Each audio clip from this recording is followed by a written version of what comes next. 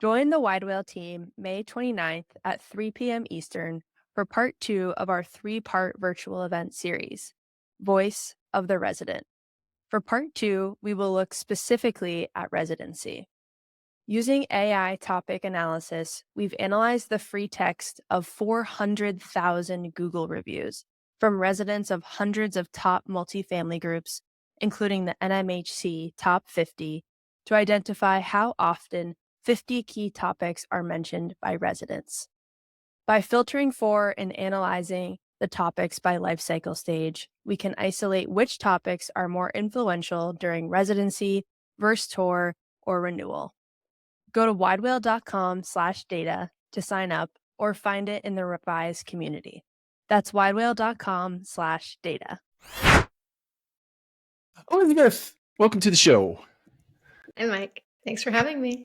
Yeah, absolutely. I think this interview has been a long time in coming. I know last year, I think it was, we repeatedly ran into each other at various conferences across the country. I think Las Vegas, Phoenix. I may be leaving some out, but I think it's about time we get on and do an interview. Yeah, absolutely. I appreciate it. So I'm interested. So today's conversation, obviously, for listeners, for viewers, is going to be about business intelligence. I think Elizabeth she's probably forgotten more about business intelligence than most of us know at this point in time. So I'll be interested to pick her brain. But I thought it would be good, Elizabeth, if we started with sort of a definition of terms, or at least terms that you think are germane to a conversation like this, just for our audience to wrap their heads around.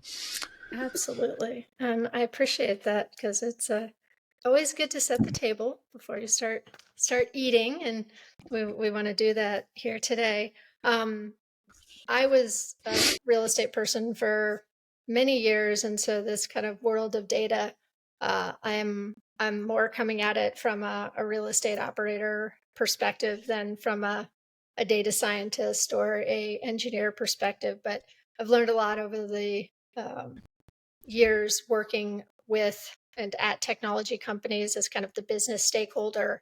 And terms are important. Business objectives are important.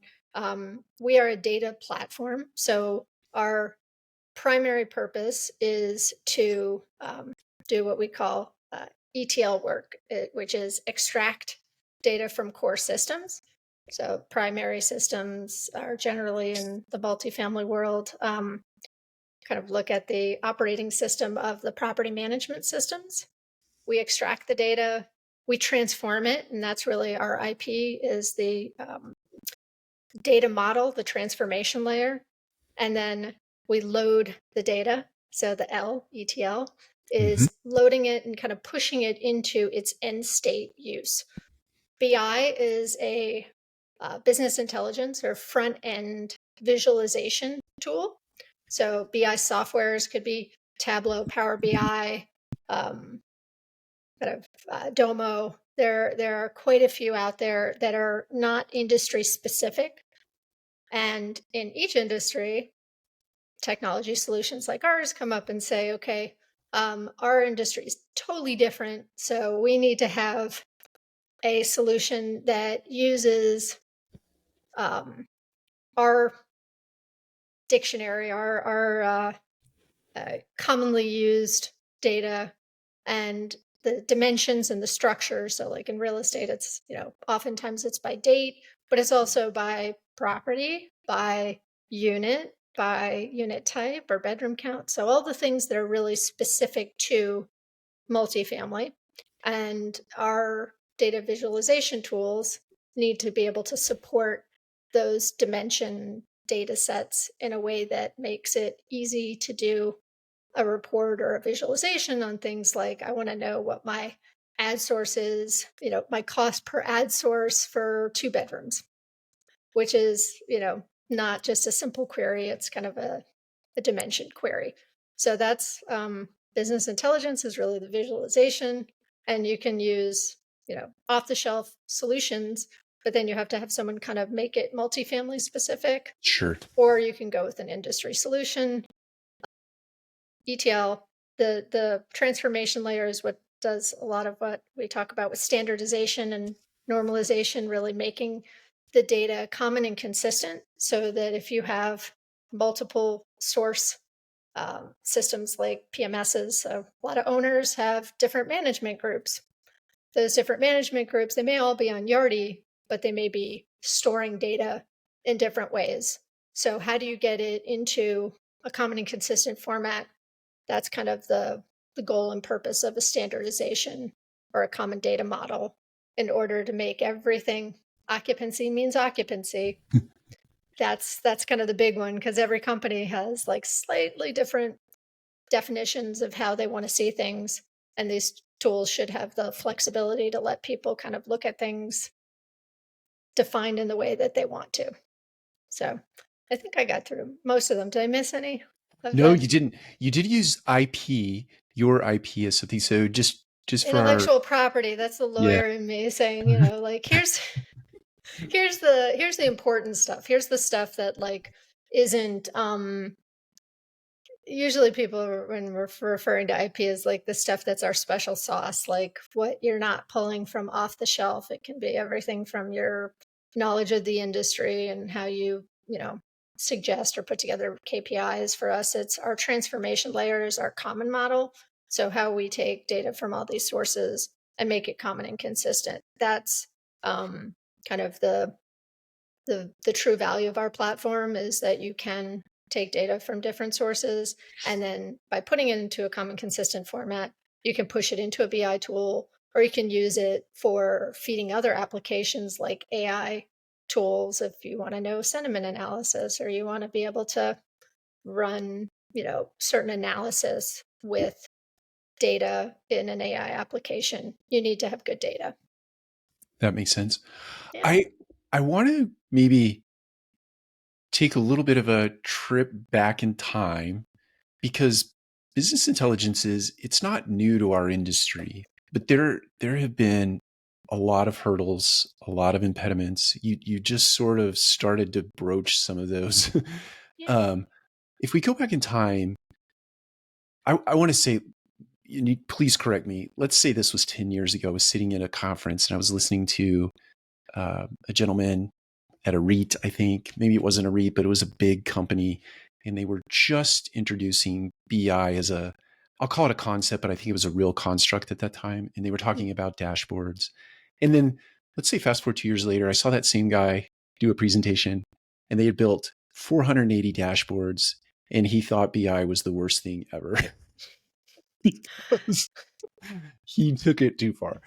Yeah. Anyway, the reason I want to take a trip back and then advance forward to today, talk about why it's been so difficult to get BI into a form or a fashion that makes it good for a business to use. Great question. So I personally am completely biased when it comes to technologies, as if you're looking at a real estate company and you're building technology, there are very few companies that are big enough that the money that's spent to build tech correctly makes sense on an ROI basis. When you have technologists within a real estate company, it can be challenging if you don't have a good technology team, because their job is to interpret business objectives into a way that can be utilized in kind of a real world environment. And real estate people are very specific in what they want, but everyone in an organization wants something different. That's There's right. no such thing. It's like, and Bob does it the right way, and Larry does it the right way. It's completely two different ways. So it's hard to support within, and every tech person, IT person, dev person that works at a real estate company is nodding right now, because they know it's just there's a lot of stakeholders and a lot of different ways. And that's how you end up with 400 different dashboards that have been built out kind of without something to scale it. You're having to build it out kind of very ad hoc and very siloed. And each one of the reports, you're starting from scratch. And that is very challenging to do, and oftentimes leaves the internal stakeholders going like, well, now we can't support this thing going forward unless we have these people, and the team gets bigger and bigger and bigger. Cut to like the technology companies don't always quite understand, unless they've been in the real estate side of things, what challenges real estate operators have. And if you built a BI tool and you don't realize that, oh, your customers use multiple different why would they do that?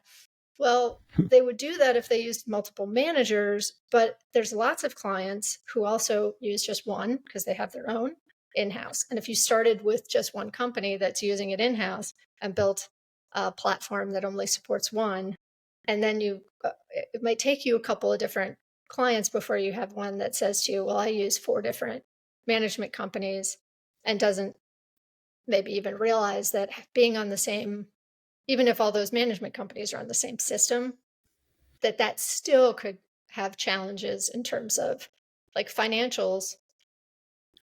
They're all different account tree structures. Like, how do you Right. combine your financials without having some way to do that? So the business stakeholders and the real estate are on the real estate side, and the technology people, as an industry, we haven't always done the greatest job of melding those two. And BI, I think, has definitely been one of those things where it's not super easy to scale it specifically to an industry. And so mistakes have been made. And I talked to a lot of companies where like they go, well, we wish we could go back in time, but they didn't know that they were going to end up buying 4 different property management companies along the way, or they didn't realize that the data structure was going to be challenging to, they changed from one PMS to another and didn't know they were going to lose a lot of their historic data. So, it's like you don't know what you don't know. And then once you kind of go down the road, you go, oh, wish we'd known that back then. So now it's like, the land of BI for multifamily 2.0. You're seeing a lot of companies coming up and understanding kind of the business objectives of having all these AI applications is really driving a lot of the innovation to keep things consistent, and standardizing things, because that unlocks a lot of the value that we as an industry aren't getting from AI applications, because the data is just not in a structure that makes it easy to use. Do you mentioned drivers there, and yes, everything that you just said, so true. I've been in business for longer than I'm willing to admit right now, but I've seen it iterate over time, and it's become more and more complicated over time because it's maturing, it's taking on a level of sophistication that it just hasn't had in the past. And it's all very good, I think. But it needs structure, it needs discipline, it needs to stop being an unruly teenager and turn into an actual mature adult. So Yeah. I'm interested, you use the word driver, AI driving a lot of this and people seeing the importance in AI. But do you think that the driver is lenders? Is the driver a sophisticated owner? Is the driver an asset manager? What is the kind of the human behind this that is the driver? I'll say yes, all of the above. I mean, I think a lot of it is, having been a lender, I don't think we were driving much of that, force function of getting people's data into a more consistent format. But as underwriting becomes tougher and tighter, you're constantly looking for validation for your underwriting analysis. And if you don't have that data to be able to push to your lender and say, this is what insurance rates are averaging in this market, you can have confidence in my underwriting, then you're not using data effectively. And I think that the need to really sharpen your pencil and get to the tightest possible NOI for loan proceeds, because with higher interest rates, it just means that every penny counts. That, I think, is probably, it's being driven more by need for loan proceeds. I think it's driven in large part due to AI technologies that people want to use. It's consolidation of the industry. There's been a lot of consolidation in the big property management companies, a lot of acquisitions, a lot of consolidation. So that's obviously driving it, because if you're a property management company that has, 3 acquisitions last year, each one of those companies that you're buying, that's a data issue. Are you going to report on how are you going to marry all that data to be able to give portfolio-wide reporting? That can push a lot of these initiatives. The supporting technology is a lot better. So it used to be really expensive to have data warehouses, and storage was expensive. That the cost going way down, I think, is also unlocked for a lot of people having their own data warehouse and wanting to have more internal data governance, have more of a focus. ULI put out a report only a couple of years ago talking about like data is gold. And real estate people know this. I mean, it is a huge commodity in what we do as an industry, but the data is just, it's expensive to license and it's hard to use. So how do you solve for that? Well, a lot of companies are trying to solve for it internally. And as an industry, we haven't done a great job of collaborating and solving for that collectively.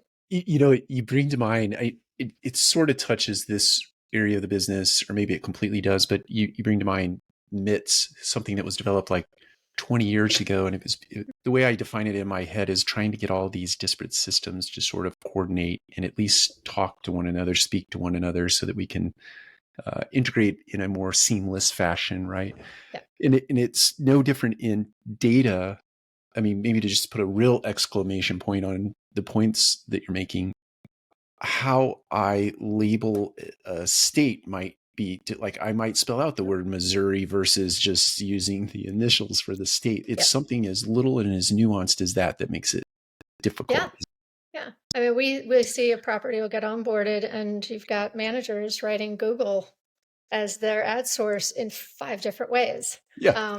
So that's just like, it's a small thing, but if I use Excel as kind of like the best example of like, how when you have to sort in Excel by state or by ad source, like if it's Google or Google Analytics, it's going to look, technology doesn't always necessarily guess or know that those are 2 different things.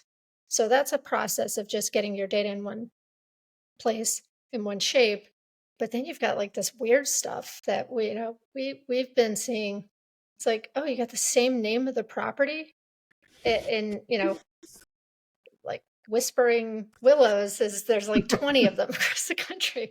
And it's like, oh, okay, so there's a thing with, you've just got a lot of redundancies of a lot of bad addresses, a lot of things that make it challenging to feed LLMs, because they need large amounts of data to come up with really valuable insights. But those valuable insights are how you get context in real estate for whether your property is operating well or not. Like, if you don't know and you're only benchmarking against yourself, you may think that, your top property is amazing and your bottom property is horrible, but it turns out that they're all performing above the market, or they're all performing below the market, but you think you're okay because you're looking at rents.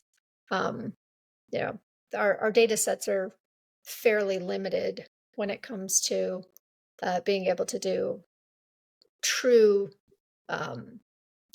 deep dive analysis of where a property should be operating based on age, size, location, lease up status, like all the things. It will be nice when that world is available, and you can ask questions like, how is a market trending? Because everything is in context. It's like, it's micro, but it's part of the macro world, right? So like, what's job growth? How's the age of the population? What are jobs doing? Is it shifting? Migration patterns? All of these things are really impactful when you're looking at trying to do predictive models and look forward and say, okay, because the last 10 years have done this, where are we in the cycle of this particular community? That's a data question. You need to have your data available, and in the right format, structure, and sufficient volume to be able to query and ask those questions. So I have a question. I think, and I've asked this question many times, and I think I understand it, but I would love just for listeners and viewers, the difference between a data lake and a data warehouse. What is the difference, and why is it important to take data from a, say, call it a lake, and turn it in, or I guess deposit it then into the warehouse? Um, You'd be better off asking my CTO, who's a data scientist. It's having to do with like the versus structured versus unstructured, and so how you query data kind of has to do based on kind of what particular tools. Mm-hmm. The value of having structured data, or at least kind of curated structured data, is going to be ostensibly would have less errors in some of the assumptions that technologies have to make.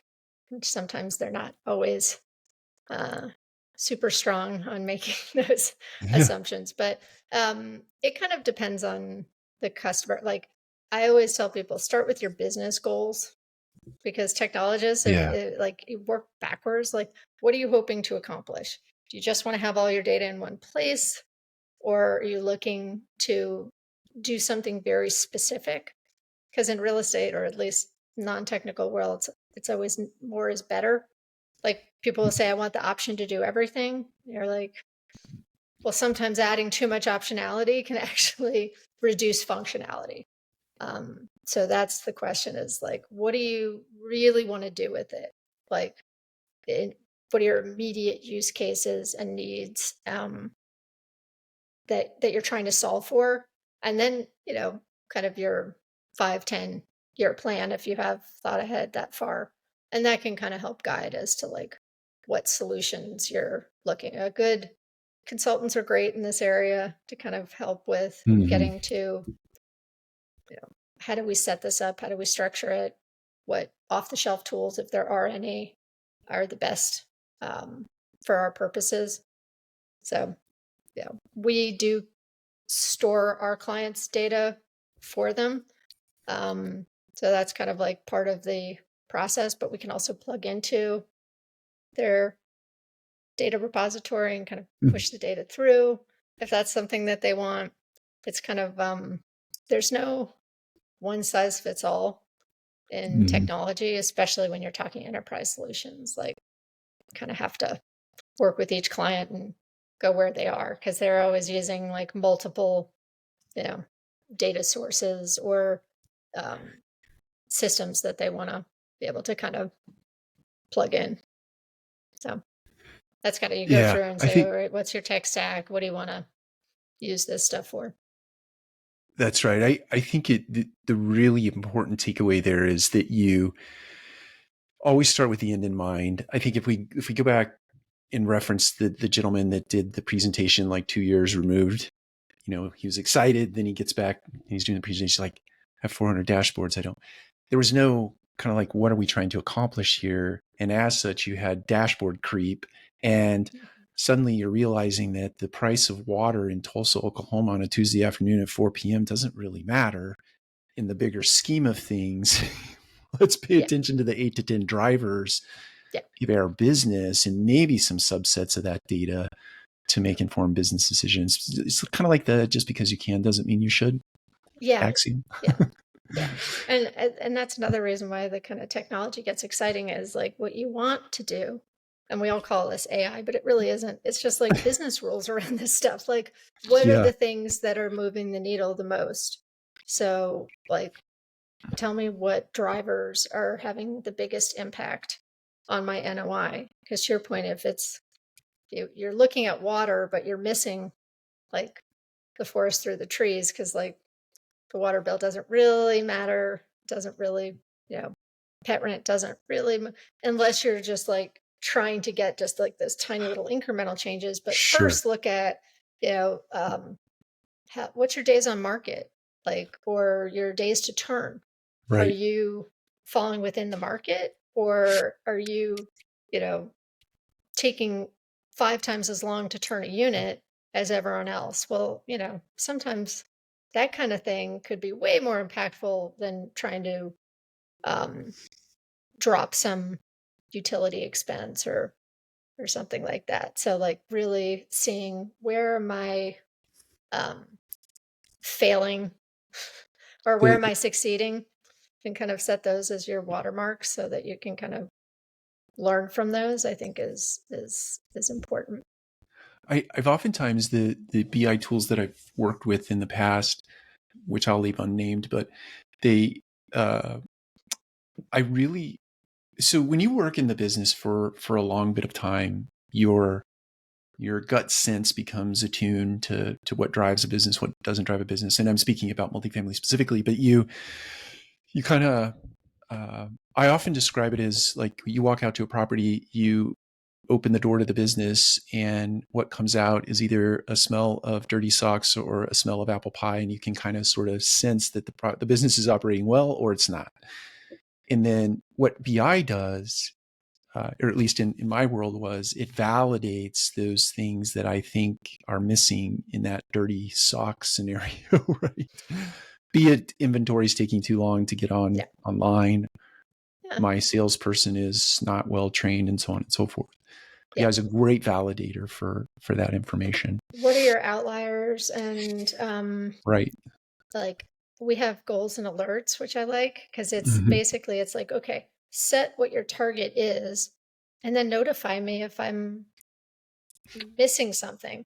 So, I know in past organizations where I've been on the real estate side of things, like I didn't really need to know down to the level of minutia that some of the analysts did. Like Right. we had a really big portfolio. So having someone tell me that, a small KPI had been missed, not that important. But if a property had gone 3 months at, below 90% occupancy and no one had told me, I would have lost my mind. Like, so what Yeah. is it that are the things? And then being able to define within an organization, okay, Mike gets to know when something is really off. And this Yeah. is what really off is. Like, let's keep him posted if something is going sideways. And then what are the guardrails for the rest of the team, such that if they have 10 properties or 20 properties that they're trying to manage, that if something goes outside or askew, that you surface those types of things and make sure that there's nothing that gets missed is kind of the that's like your first rule of thumb is like, all right, let's solve for the worst case scenario of we miss something, which is Mm-hmm. like everyone's nightmare of, how did this happen for like 2 months that something has gone like really sideways and no one knew about it. That's kind of like a good use case for BI. But then like the flip side is like, okay, what are those tiny little marginal little minutia that if we could just do this, then we're adding to the bottom line? Like, what are the tiny changes that could be made? And am I doing it anywhere or I'm not doing it anywhere? And let's, kind of test things and see whether it's worth the impact, whether it's worth the NOI. We see a lot of our, we work with technology companies who want to show their clients like what the ROI is by showing comparative analysis of parts of their portfolio where they've rolled out the pilot versus part of their portfolio where they haven't done the pilot, and say, okay, let's do an apples to apples so that we can show that over the last 3 months, we've been able to add value, because that's kind of the whole purpose of doing these pilots and technology implementations, is that it does provide a benefit. So being able to quantify that benefit is also kind of, comparing one manager to another manager or another region to another region, doing it historic, seeing trends. Like that's really the value of business intelligence, is that you're getting to see your performance in a way that's holistic, which is, pretty important when you're either managing an asset or have investors that you have to, you know, account for. So Yeah. I like it that way.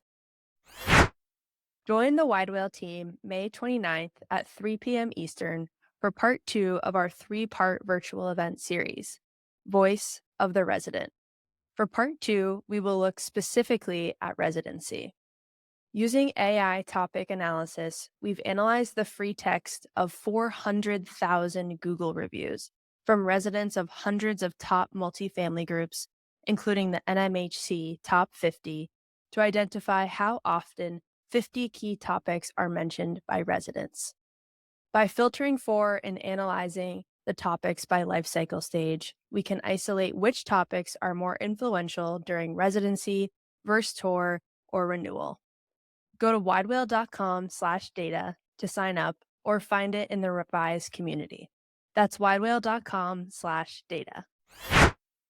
I think I see. So, please push back and correct me if I'm wrong here. So, my experience thus far with BI tools, great for everything that we just talked about. Doing some trending analysis, doing some year-over-year comparisons, month-over-month comparisons, things of that nature. The real power in my head is this sort of next iteration of business intelligence that becomes more predictive in nature. Would you say we're in the early innings of setting up this sort of predictive nature about BI, or are we already there, or kind of what is your sense of that? Well, you can do some of it with just business rules, like, show me my trending going forward. There's definitely, if you have a good data scientist and you are looking at sufficiently clean data sets, you can do some predictive modeling, like going forward and say, I want to see what this particular market should do over the course of the next few years.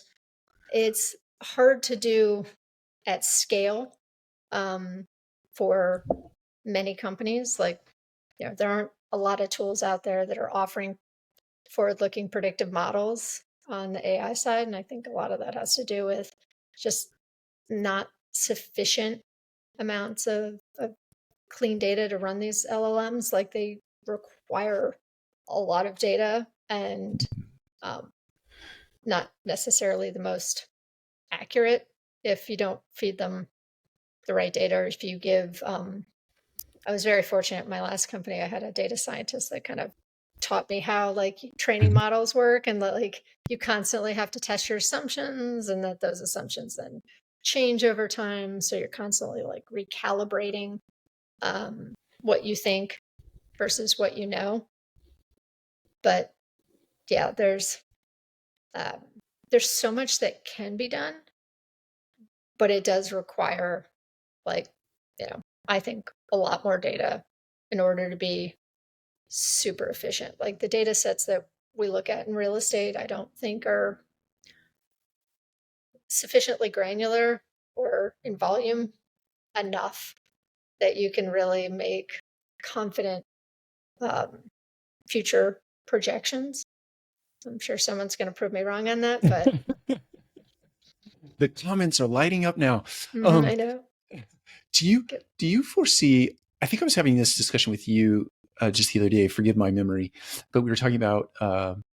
So there was an example where a computer beat a guy in a chess game and also in a Go. I think I was having trouble remembering the name of the game, but I think it's called Go. But I say all that to say this: is there a scenario where at some point these models are sophisticated enough to create their own scenario, thus by creating thereby creating their own data sets? I think so. I Yeah. think so.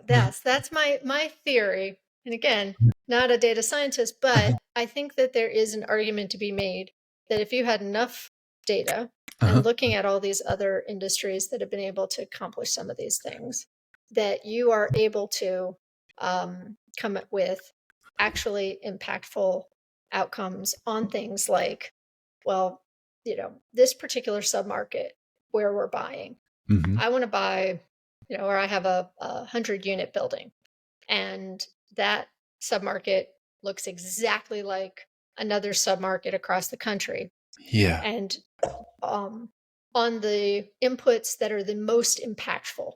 So like, I had a data scientist for us who ran something, and it was looking at concentration of demographics in a particular market was like, the year built, which is like, yeah, no doubt, but like the concentration of how many people lived had a higher impact on rents Huh. than other things. Like, so looking at like how many people live in that concentration, Yeah.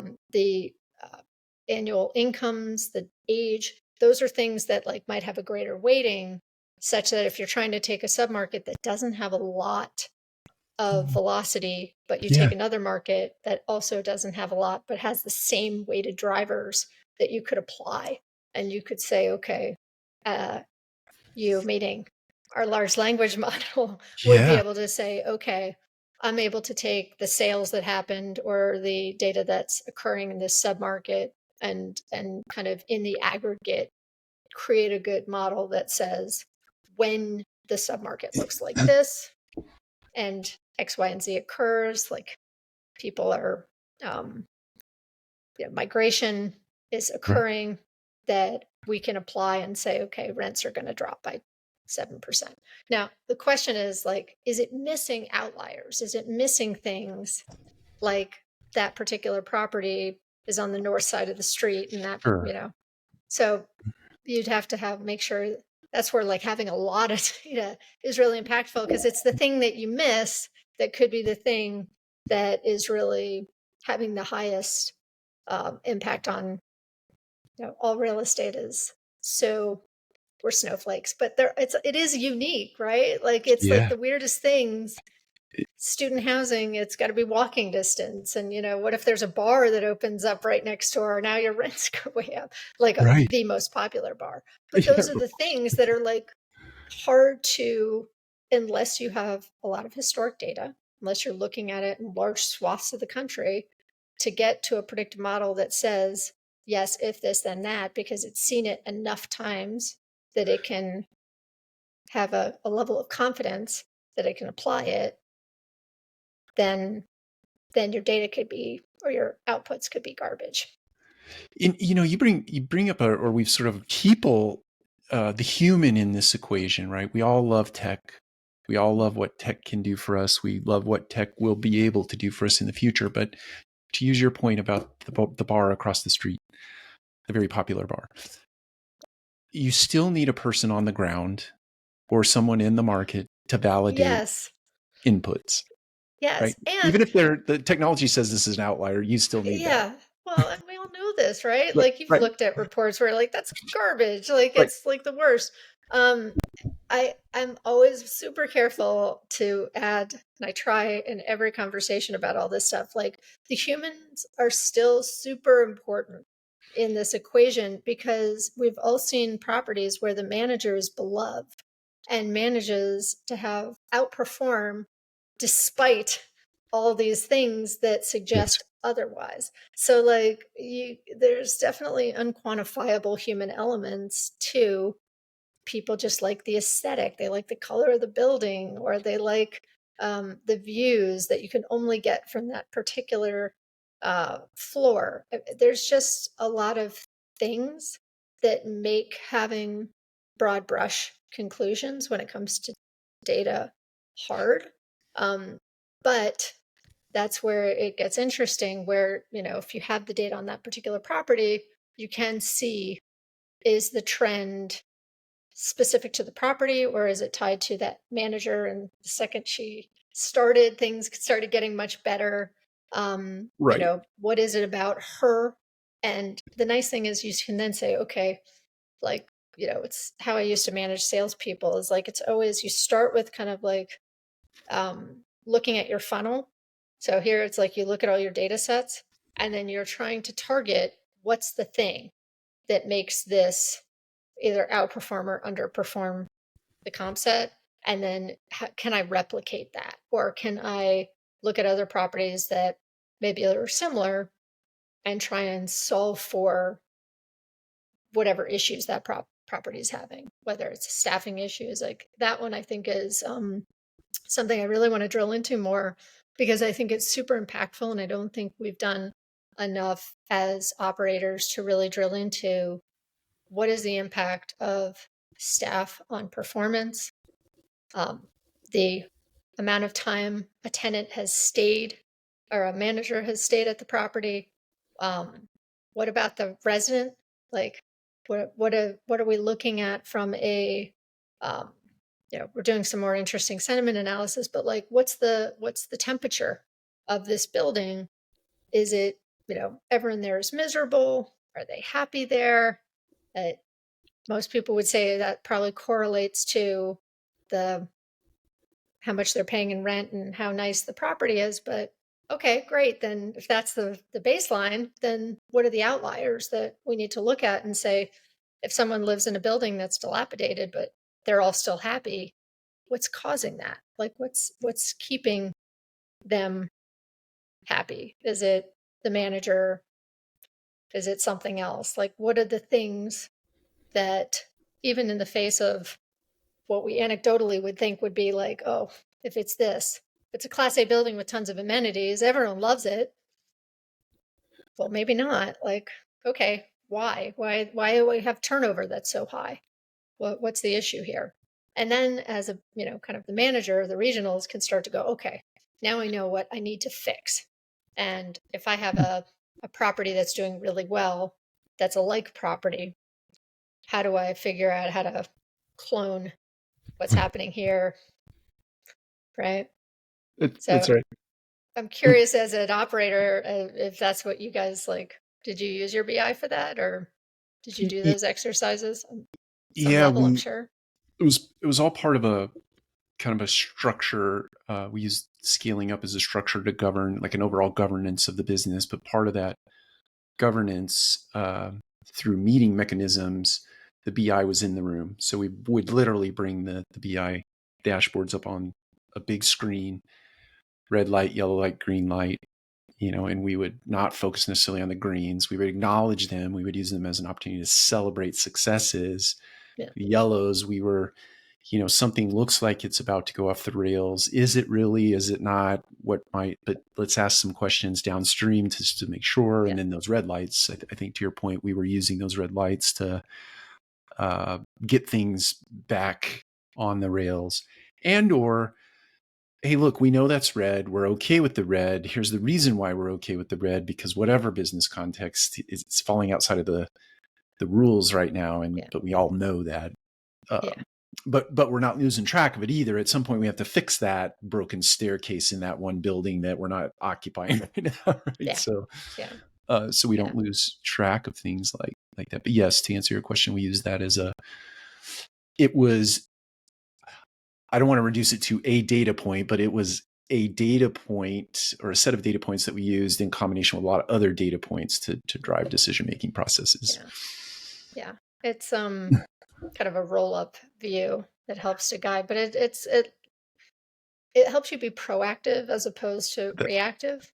That's right. Like, if you start to see something is going from that green to yellow, or that yellow to red, how do we stop whatever is happening if that's possible, or encourage different behavior? Are there things that you can do to resolve? I also have, having been on the asset management side of things, we also were doing acquisitions, and I was always surprised at how little we used our own data. And in large part, it was because we weren't really in control of the structure of the data of all of our partners. So we couldn't really see a lot of visibility into anything but financials. But interestingly, like having those data sets when you're looking at making an acquisition in a market, to be able to do comparative analysis and see how am I performing today? If I'm looking at this new asset, are there places where I can bring value? Kind of that's at least for us, that was hard. I assume that for folks, that's a hard thing to do unless you're going to take your, new financials of a target asset and convert them into your current format. Like if you're looking at a lot of deals, that can be somewhat challenging. So at least our platform can do some comparative analysis by converting things into the same format, same structure, and then doing side by side. So that's kind of the the goal of having these tools is to track your track record, see historically how you're doing over time. Is this a seasonal thing, month over month or quarter over quarter, year over year? Is this just, last May, this is what happens is like, site tours fall off a map, or, our conversion rates go way out because this is when people take vacation. So being able to kind of see and constantly taking your temperature, but with context, I think Yeah, is my big learning is like, without context, we all think we're doing great or horribly, of course. but we're only comparing it to like a really small sample set. It brings something to mind for me, and maybe you've already said this or implied it, but I think about organizations that have been around for a very long time, and their real estate business strategy is to buy and hold forever. They never sell anything, and if they do, it's just a little strategic one-off here and there. But they've owned real estate for 40, 50, 60 years, right? And they have very large portfolios and thus a lot of data. And now, my gut tells me there are a lot of organizations, and some of them I've worked for, that have bought and sold properties over a very long bit of time and have archived a lot of data. So even though they don't own the real estate anymore, they still own the data sets. Is it fair to think that those data sets that have been archived could be put into a BI system and sort of forward analysis, like, hey, we got all this history. Yeah, We you can can look at projections, but I mean, again, like, are you looking at it in a vacuum if you want to, like, because market conditions have such an impact. sure. Where it becomes helpful is if you're trying to look at in a market, how are things all trending in the same direction Yeah. to kind of create your own baseline of, you know, um, top and bottom performers. Like, things should be, if everything is up 3%, but you have one that's up 15 and one that is down 9%, like, your outliers obviously give you an opportunity for further analysis and review. So anytime you have like historic data, it does help to build kind of a more accurate future view, because you're kind of seeing everything, in groups and how they're all moving. So I like getting a lot of historic data because I always want to, like, more is better, isn't it? But the data scientists may disagree and be like, yeah, it doesn't really matter. Like, what happened before the last cycle? Like, who cares? Just too many inputs and outliers to see how that works. I have so take a little bit of a, let's say, a right hand turn or hard right. Okay, so today let's imagine for a second you have a BI tool. Most of the data that is coming into the BI tool based on your PMS, right? Property management system. Yeah. A lot of it, the large portion of it is coming in. But from your perspective, my imagination tells me there are other data sources that aren't your PMS. Oh yeah.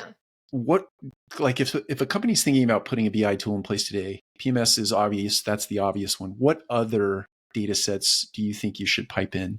Well, that's their special sauce, Mike. That's like what people, they go, oh, my algorithm is like, it's it. And it is. It's like whatever is your business thesis, is like, that's what you're presenting to your investors or your owners as like the thing.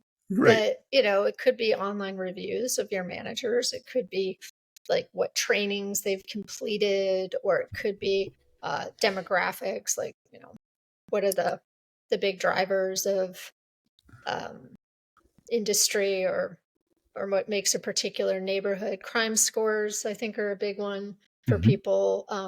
If you're doing ESG initiatives, there's some really interesting platforms that have a lot of environmental impact scores in a particular market that you could use to kind of show that you're selecting, your property site selection is based on having low impact, environmentally sound areas.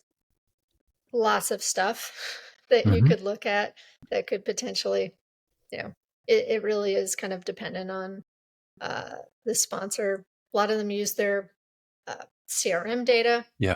Yeah. See, they want more accurate lead, kind of tying from the point of, everyone comes in through the website. Right. So drive by. It's all a drive obviously it's all a drive-by.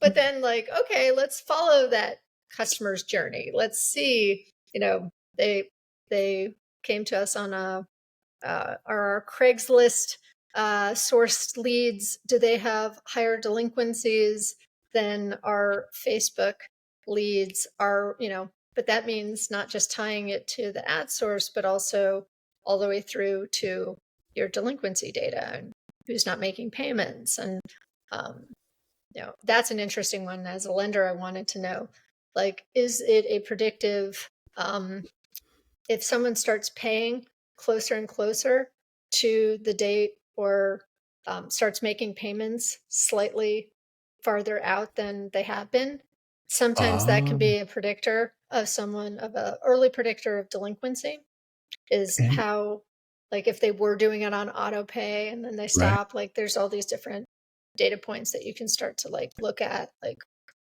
oh, maybe this is, someone told me that he also looks at how many work orders they put in for complaints, and that can also paint a picture of a predictive model around someone, a delinquency coming up.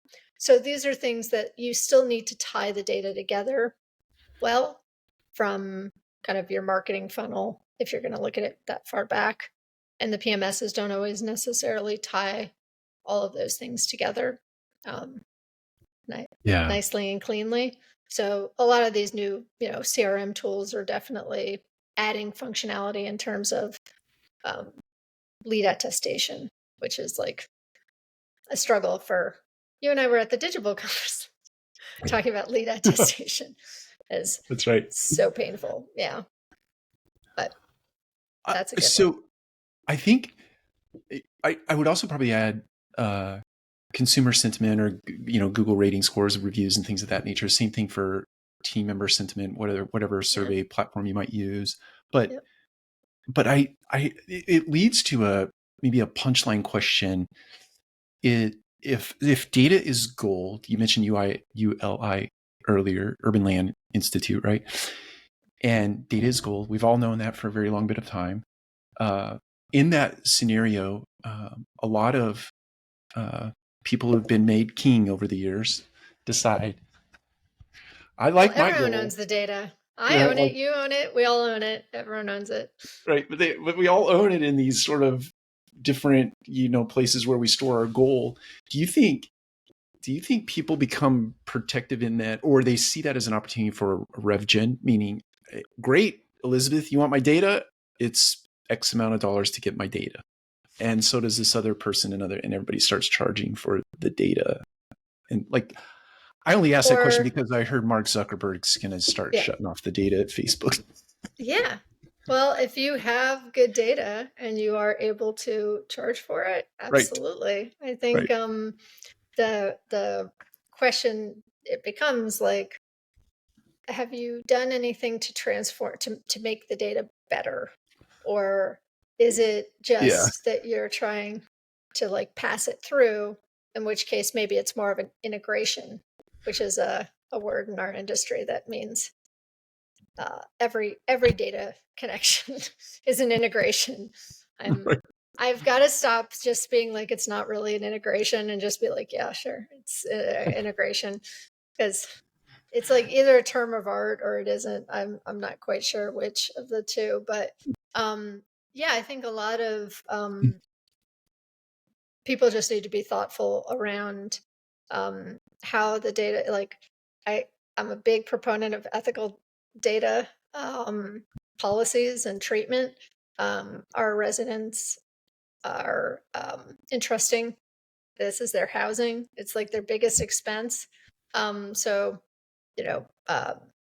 having the ability to look at directionally what your community wants is very different than selling Bob Smith's email address to a provider that's going to spam him. There's different ways to use data in ethical ways, and there's ways to do it that is arguably unethical. So having that's like a far along the lines of having a data strategy is like, now let's monetize it. Not the first thing you ask, but if you do get through that whole data journey of, we have a lot of data, we're putting it into one place, we're making it usable in a way that is secure and useful and meaningful, then yeah, the last stage would be, now we got to monetize this. So I don't know if I see many real estate companies thinking that's a good idea. I think there'll definitely be more technology companies that see the value of providing data insights that their applications are able to. Hopefully it's more curated and thoughtful data insights that their platforms. But that's exactly what technology is expected to do. It's what people want. If they're using a particular technology, they do want that technology to then tell them, what are you finding out, not just for me as a user, but across the broad swath of all your users. What are you seeing? How do I compare? Tell me what I need to know, because you're the expert, right? If you're a tenant engagement app or a manager training app, or a specific application that you've been brought in to do a certain use at a company. That makes sense. So, yeah. Okay, we're coming up on an hour. Is there anything that I've not asked you that you think would be useful information for our viewers and our listeners? Information. I'm like such a I beat the drum to excess on this, which is, there's value in having standardized, clean data. It is a necessary and I was a regulatory attorney for years, so I know the value of having an unsexy role in business processes. Because that's one of those things where, like, no one really wants a regulatory attorney. No one really wants to spend time cleaning up their data. It seems like something that should just be done, and no one really wants to kind of like, because you're like, well, if everyone just put away their, toys, then it'd be clean. Unfortunately, it's, when you have 100 properties, each manager who then changes jobs every however many months isn't being taught to put their toys in the same exact box. So that's unrealistic. But that data, if it is in a standard, consistent format, that's what can help drive meaningful business decisions. But you have to kind of make a commitment to what do you want to do with it, and not try and boil the ocean with, I want it to do everything, which is our hope in real estate, is that we can do everything all at once.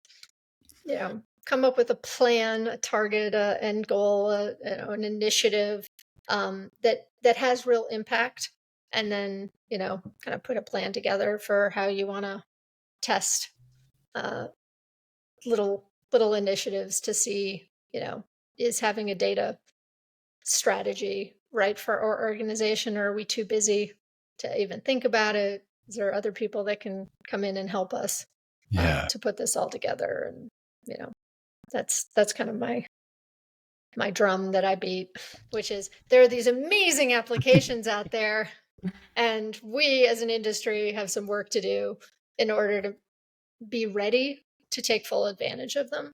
Because as cool as they are, if anyone's done a chat on ChatGPT recently, and I do them all the time, they are super garbage if you put in like certain prompts that are not well thought out, or you don't give it data to consider, you don't ask it to validate, it makes stuff up. You're like, great, you just made that up.